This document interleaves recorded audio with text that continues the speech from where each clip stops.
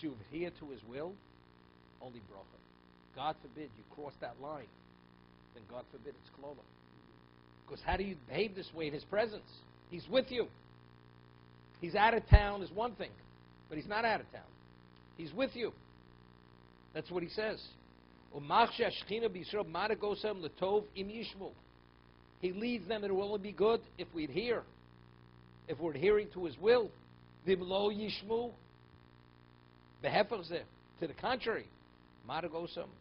He leads us to the contrary. He disciplines us. This is what Moshe says. As a father disciplines a child, that's why Hashem disciplines us. We misbehave, He disciplines us. That's punishment. Nobody suffers the way the Jew suffers. Why? Because we're in His presence.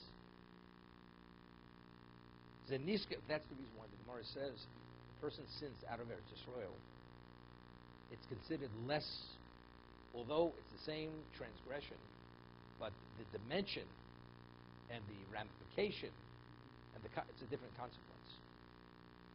Eretz Yisrael is called, the Gemara says that Kol Ador B'chutz L'Eretz Kein Lo Eloka. Person lives out of Eretz Yisrael, it's like you have no God.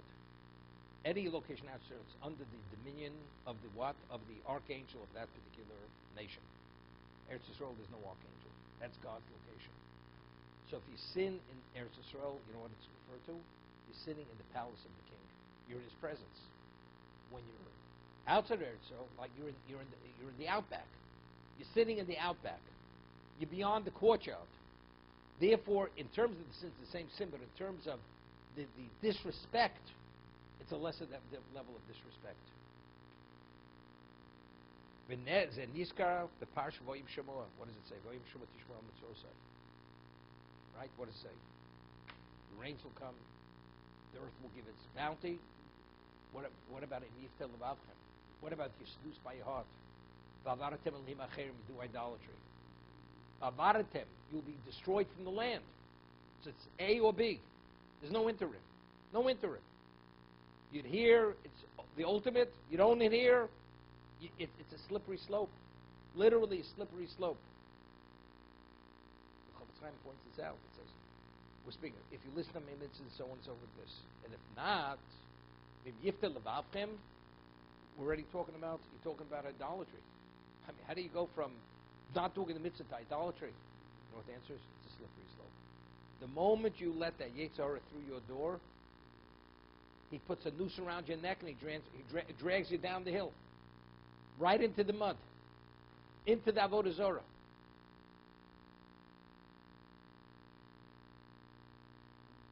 The fourth parsha, Voyim Shamoah, is an absolute confirmation. The Shekhinah dwells in our midst, and we're not given over to the hosts of the heaven. Meaning the zodiac. We have nothing to do with the zodiac. The Jew transcends the zodiac. We're not bound to the zodiac. We're bound to the Shekhinah. Everybody else is being treated a certain way. The Jew necessarily, unfortunately, may have a terrible situation. So each parsha has another level of representation.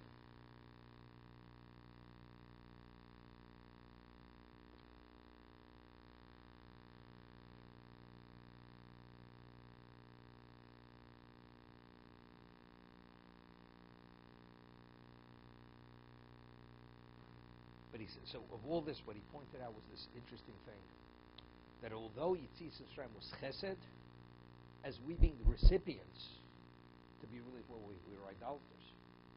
Did we deserve it? I mean, he promised the Avos HaKadoshim, after so many years they would be released, but you have to be at a certain level. The only reason why we were able to ascend to such a level was God revealed miracles on our behalf. He wouldn't have, we would have an understanding who he was. The Malachim said, Elu of the Avodah Zarah, Elu of the Zarah. They said, why are you killing the Egyptians? They're no better. They're the same pagans. So in terms, it was a valid point, but Hashem responded. He says, you understand that they chose willingly to become idolaters. We became idolaters. It was our circumstance because we were slaves, because we were the subjects of the pagans. That's the reason why. You know, it's like chas v'sholom. You know, you had children during the war; they were put into convents, and afterwards, the child doesn't even remember his parents, and whatever he is, and he believes whatever they believe. Could you fault the child? The child has no choice. It's this predicament. He was taken captive, and his past was erased, and all he knows, he believes whatever he believes. That's what happened to us in Egypt. The only thing we knew our culture, our cultural background. We kept our Hebrew names, our dress, and our language. But in terms of belief, what belief did they assume? They believed the belief of their masters, which was paganism. But factually, it's chesed. That Hashem brought us to that special level, it's chesed. You know, it's interesting. It's cited. The Shalos speaks about it. You know, we speak about Nisan, and the Mishnah Berurah cites the Jerusalem Talmud, the Yerushalmi, that most chitim is an ancient minhag. It goes back time it already, the first piece of English. Jews always gave most chitim. I mean, provided for Jews who don't have, that they should be able to have Yom Tov, money to purchase grain, or they actually gave out the grain, the flour, for people to have matzahs. For the Seder, there's a mitzvah to eat matzah on Pesach.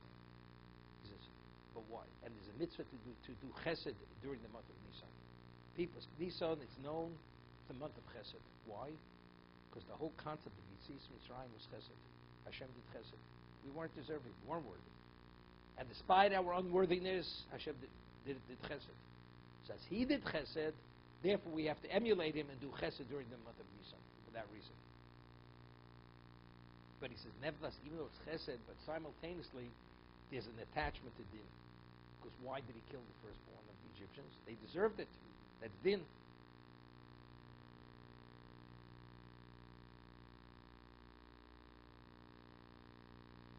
Chaim HaKadosh explains, Parshas Ve'ero, Moshe Rabbeinu asked a question, which was not the correct question to ask.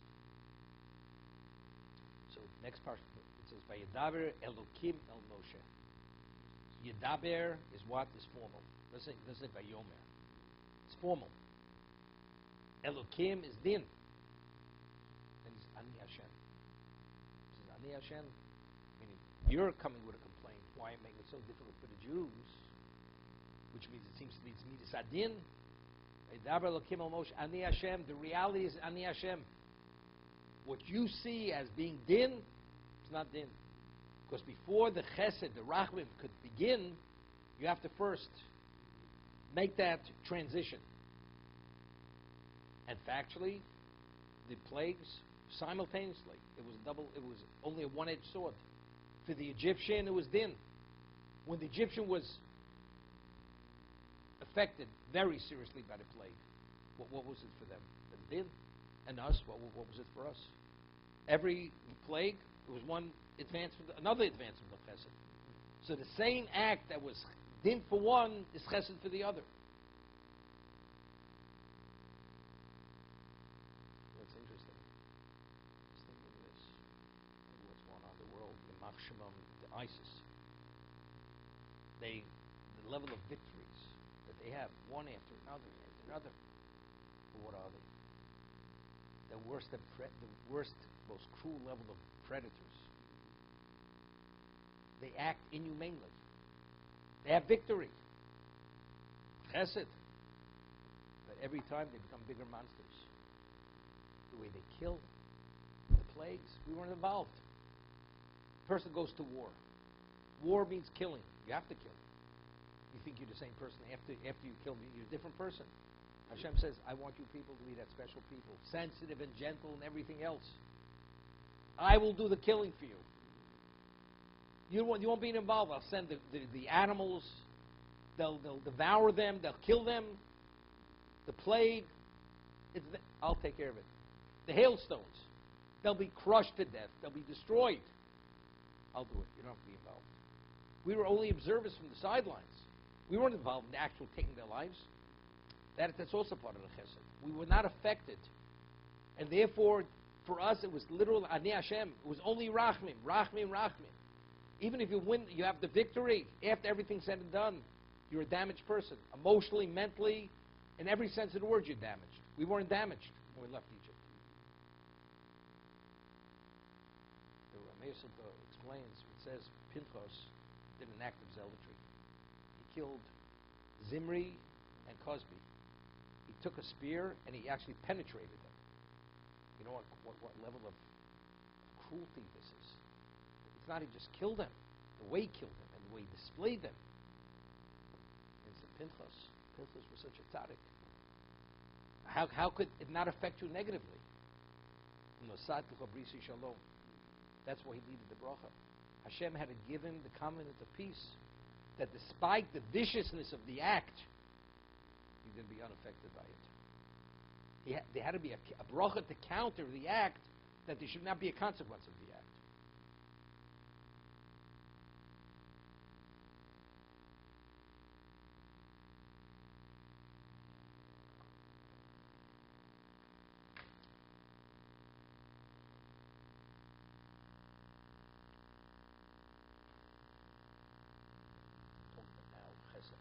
Unbelievable chesed. What's going on in this world? Of all the Arab countries who were the greatest enemies of the Jews today, was Syria.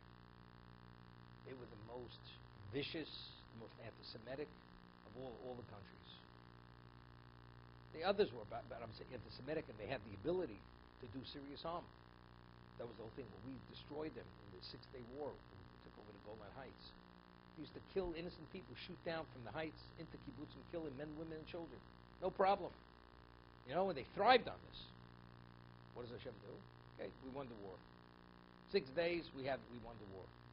What does that bring to now? We have all these enemies, surround millions and millions, hundreds of millions of Arabs. You know something? If the Jews had to go in, the financial cost, the human cost, being maimed, being emotionally traumatized, living with nightmares for the rest of your life, no problem. They'll do it themselves. You don't have to go there. 500,000, 600,000 within a year and a half, 2 years. Okay, Hashem says there's not chesed. It's chesed Hashem. Do you have to worry? So the worry will cause you to do tshuva. We have to do tshuva. Hashem knocks on the door, puts a little fear into us. You know something? You better straighten out your act. Better straighten it out. Do tshuva. Be a better Jew. Okay? If you have to go into battle, you know if you're coming back.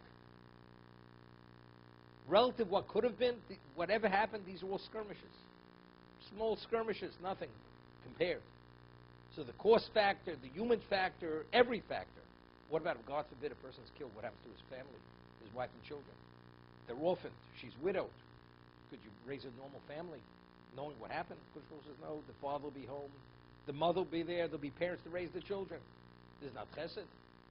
This is all chesed. So for them, it's din. They're refugees. They don't have what to eat. They have the water. They have disease. They have everything that you can increase. That's din. But for us, relatively, this chesed, chesed Hashem, sing Hashem's praises.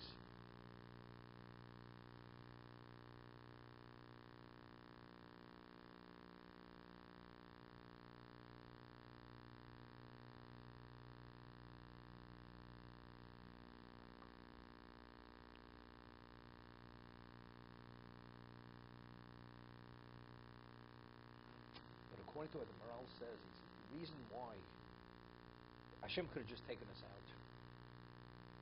But what precipitated the killing the person? He says because anything which doesn't come from din, it doesn't have to be. It's lacking in permanence. I chose to do it. No, this din, when justice is meted out, it has to be persuaded. According to the Racham HaKodesh, V'yadaber Hashem el Moshe, V'yadaber Elokim el Moshe, Ani Hashem. Every one of the plagues was Elokim, was Midas Adin. So with the Maral, it's very good. It's not only Malchus Makoros was Din. Every one of the Malchus was Din. So that means the effect has permanence to it. It's a different dimension of plague. If it's Din or if it's only Chesed.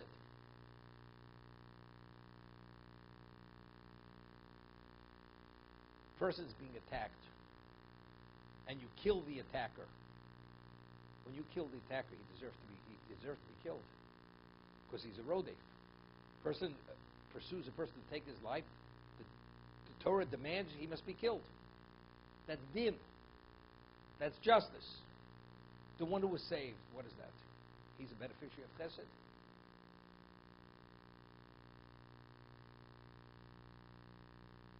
That means he deserved it. Chesed means Hashem brings it about in that context to give it that chesed has value, has a permanence to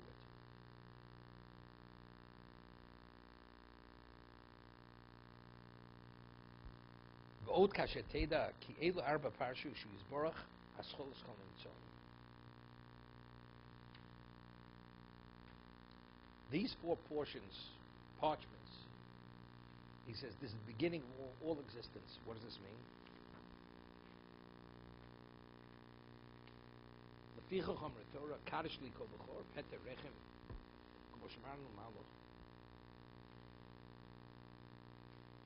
Now, what is a Bechor called?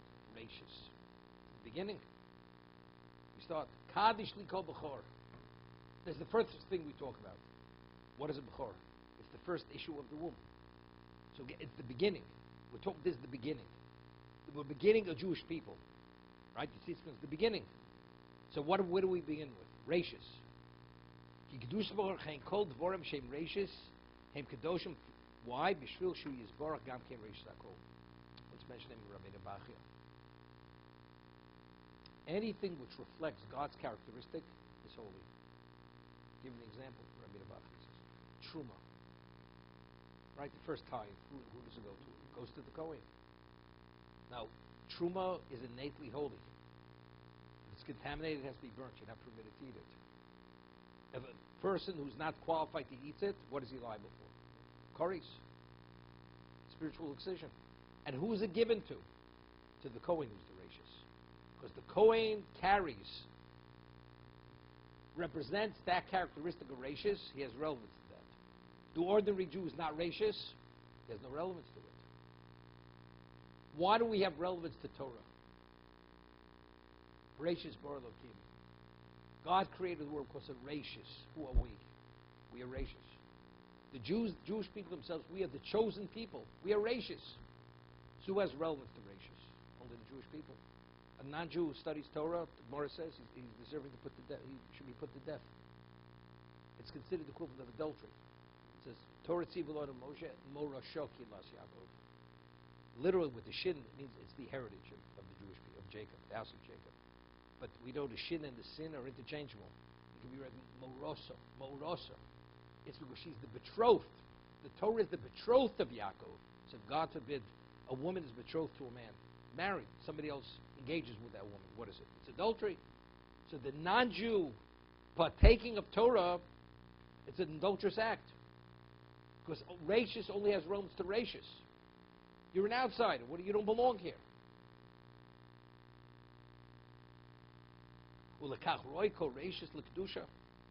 So because it reflects God's characteristic of the first, therefore it has relevance to Kedusha.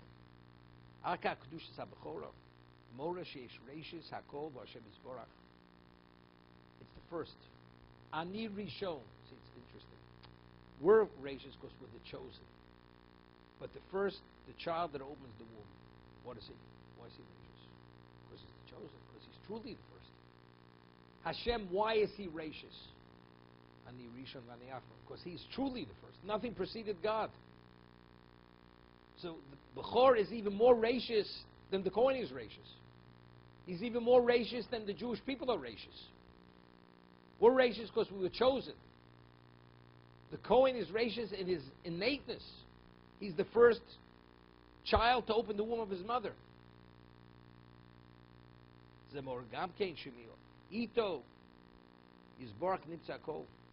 Everything emanates from him. He's the Rashis. Shimloke Lohoyakol Nimtzimito Chasosholem. Hoya Dova Mashekadmo Ketanuso. Lohoy is Barak Rashis Akol. You know, people ask, where does the world come from? Well, the world always existed. So, How does God come into play? God didn't create. It means God is somehow, he's in the world. If God is in the world, that means God is not the beginning. God forbid. Right? So God is the gracious. Everything emanates from him. That's the reason why Chazal tell us Hashem is referred to as Mokom. Right? Baruch HaMokom Baruch Hu. Why is it called Mokom? Because Hu Mekomo Shel Olam Ve'eino Olam Mekomo. God is the basis for existence. Existence is not the basis for him. God doesn't exist within existence. God is existence because he wills existence. So God willing existence, what does that mean? Everything emanates from him. He's the first. If he wouldn't be there, he wouldn't be in existence. If he ceases to will existence, what is there? There's nothing. Everything stops. It's not, it'll be a vacuum. It'll be less than a vacuum is part of creation. If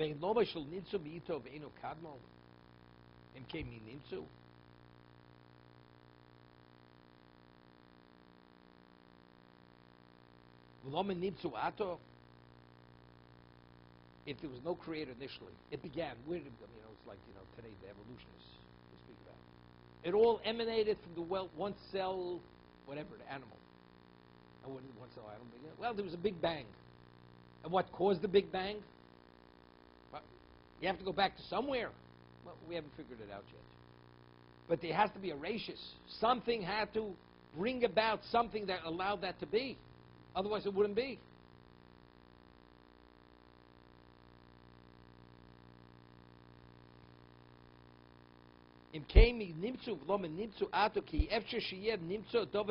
Something can't come about by itself. You always have cause and effect. Everything needs a cause.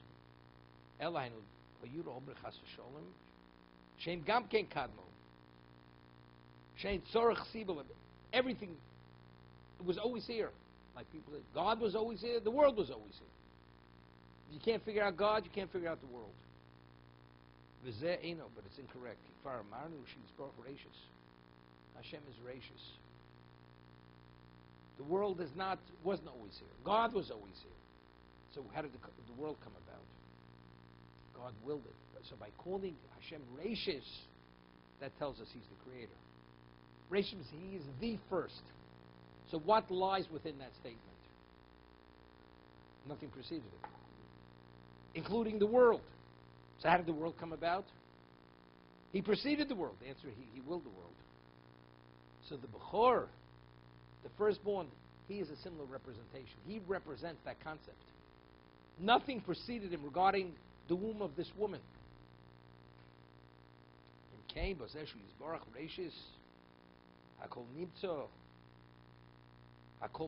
Everything what exists, everything emanates from him. He's saying something profound.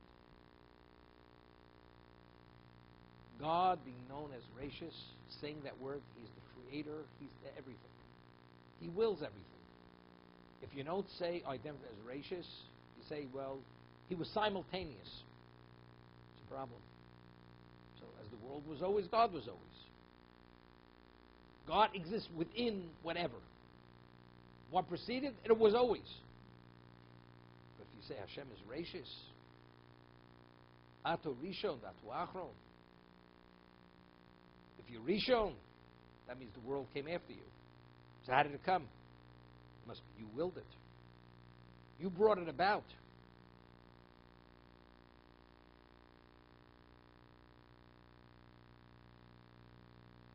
So if everything initially came about through him, so if God chooses, as you say in the vernacular, pull the plug, to will that it should no longer be, he should cease to will. As he brought it about, he could actually ruin everything, destroy everything. Gracious Mitzrayim. Terrific. If God willed existence, if God ceases to will existence, what happens? Stops. But why could he cease willing existence? Because he's gracious. Why did God choose to kill the firstborn of the Egyptians? Because what does that represent? He is the gracious. So if he's the gracious, nothing preceded him. So what the child that's perceived as the gracious vis-a-vis the mother, by him killing that means he dictates ratios. He determines what's first. Since he's first, nothing follows him if he doesn't want it to exist. Hear what it means to kill the firstborn. It's phenomenal. Profound. By saying, Hashem, you are the first, what do you say? Those words of you are the creator. Nothing exists in existence at any level. Only you. So why does anything exist other than you? Only because you will that existence. So if the reason why it exists is because you willed it, so if you choose to cease to will it, what happens? Everything reverts back to nothing. So when Hashem, we say, as he wills it, he could cease to will it. So what is the firstborn called? Rashis. So when he ends that rashis, that means it's here because he willed it. Although it's perceived as the first, it's only first because he said it's the first. When he says it's no longer the first, it's no longer. So that was the statement. When he killed the firstborn, it wasn't only midas adin. There's no such thing as paganism. Paganism means nothing. The Egyptians were pagans. I will kill your firstborn. So what is God saying? I am the master. Nothing exists outside of me.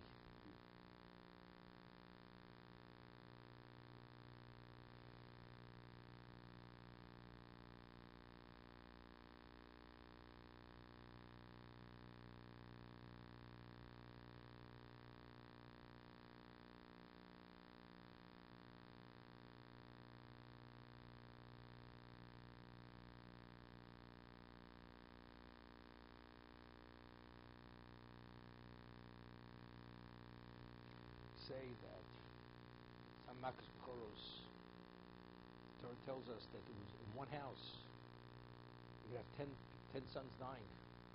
And they said, it's even worse than we thought. Kulonu Mesim. So Rashi cites the Midrash. You had a married woman, she committed adultery with 10 men, which this was their first child. So each one's the firstborn of the father. It's not only first versus opening the womb, even the father, all of a sudden 10 people die in the family.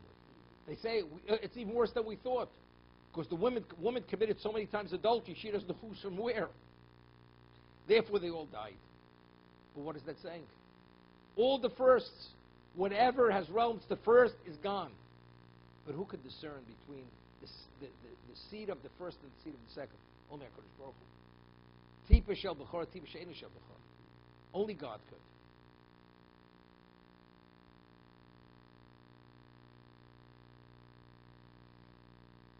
Niska Pasha Shnio.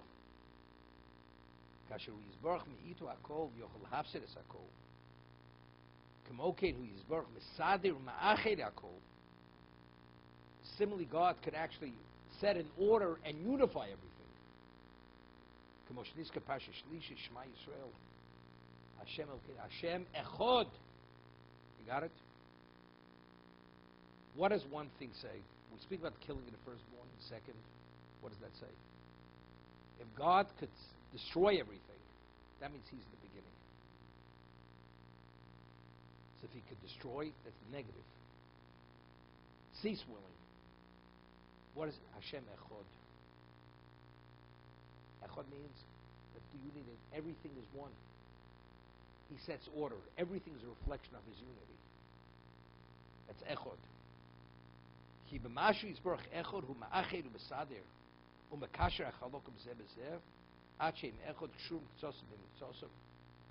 there's a unity and that there's an intermingling and intertwining, that everything's connected to everything, that's an indication of his ability. What's his ability? He is Echod.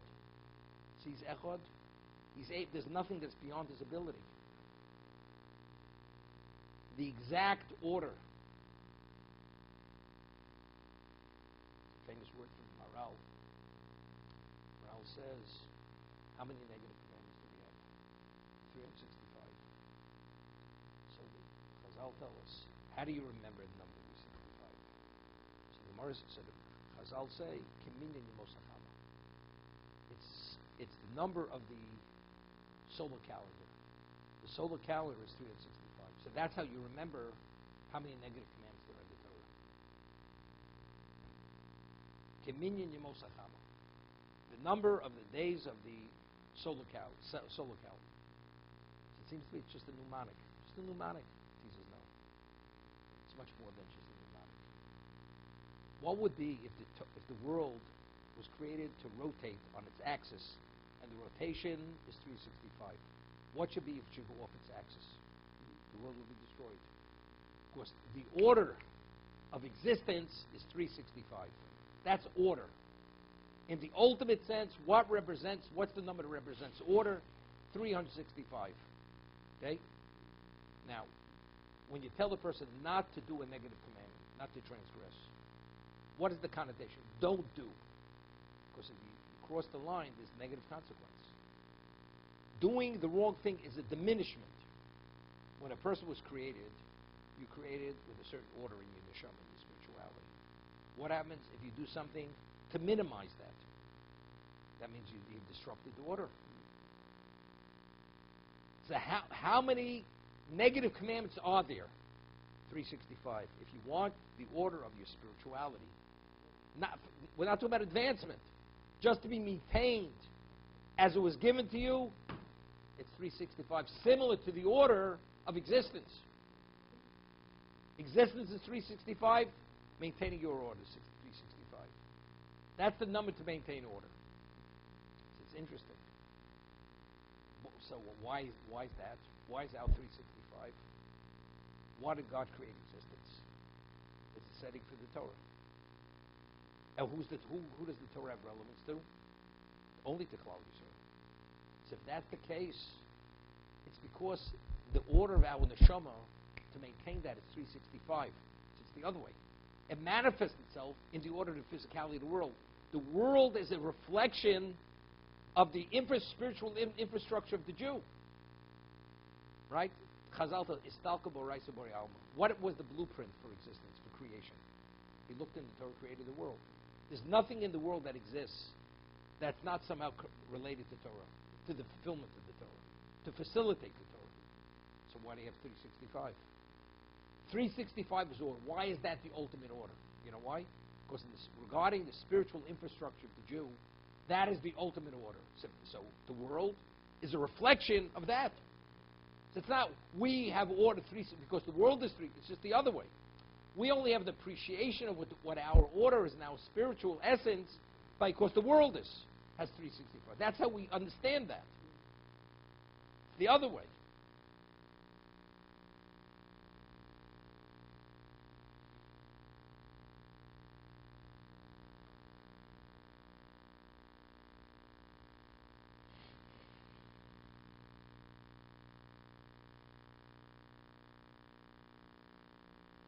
Pasha Revius, Voim Shema Moreh Shuvizbarch Manik Akol. He directs, he wills everything. Voim Shema Tishma Motzosai. If you listen to my mitzvahs, so on and so forth. The Nasati is Kishmech Bitom. Nostoritz is Yevula. We'll give its bounty, so on and so forth. Okay? And if not, it's going to be disastrous. So what does that say? So who's directing existence? Whether you go forward, or you go backwards, or it self-destructs. He's the one. Moshe Zoch, Pasha Revius.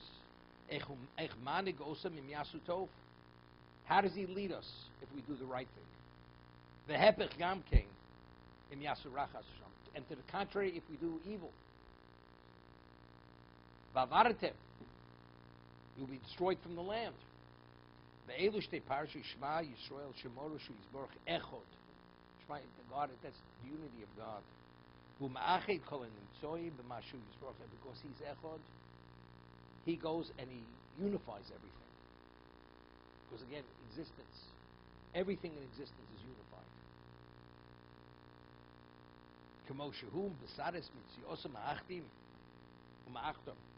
As he sets the order, it's not only order in existence.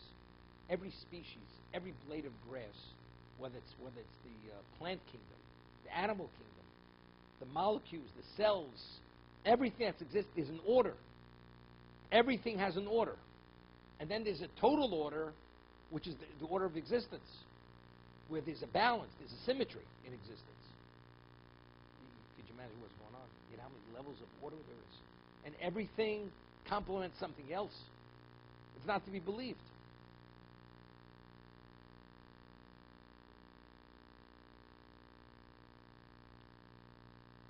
Ukamoshu Besaderes Mitziyusam, as he sets their essence and he unifies them, Kach Mesader Hanagosam Bishukach.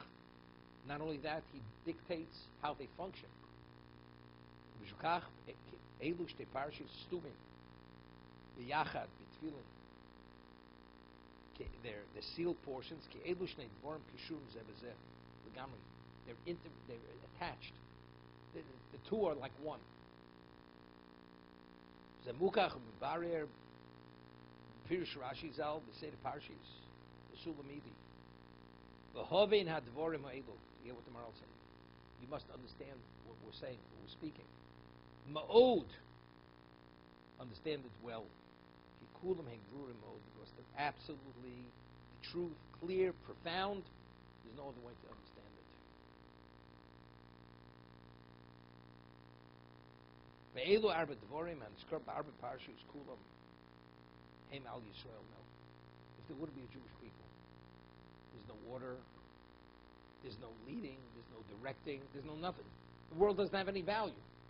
So why the representation of food? Why does that have relevance?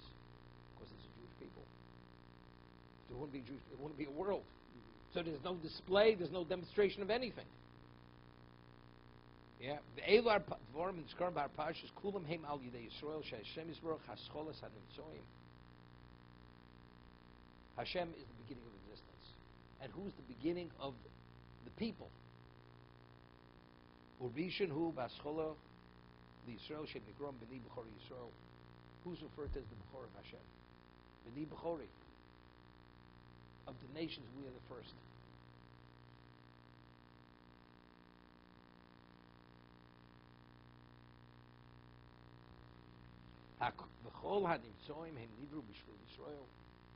All that exists only because on behalf of Klal Yisrael. Lefichoch Hika Hashem Yisroel Hascholas Mitzrayim Shem Abikhorim B'Shul Yisrael. Right? Why did he kill the firstborn of the Egyptians? Because of Klal Yisrael. That's the reason why he destroyed them. Why did he kill the Bechorim? Because of what they did to Klal Yisrael.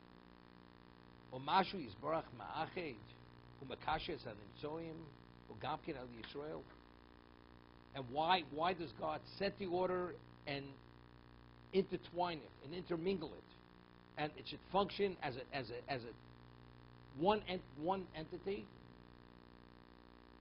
Gamkin Al Yisrael Hamakabel Melakuso Bachduso, because we accept His dominion. Right? We say Hashem Elkein Hashem Echad. We give our lives. Nothing else exists other than Him. It's Shema Yisrael Hashem Elkein Hashem Echad Al Yisrael Shem Echad. Kosher and Kishra and Nitzon Hashem Echad. Through us, we bring about this integration of all existence. Kikula Mitzurof in Yisrael.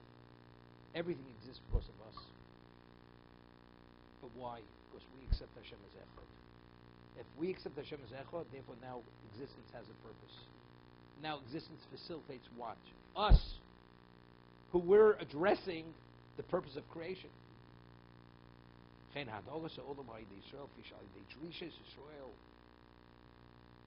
Jew who seeks out Hashem, the way we behave, therefore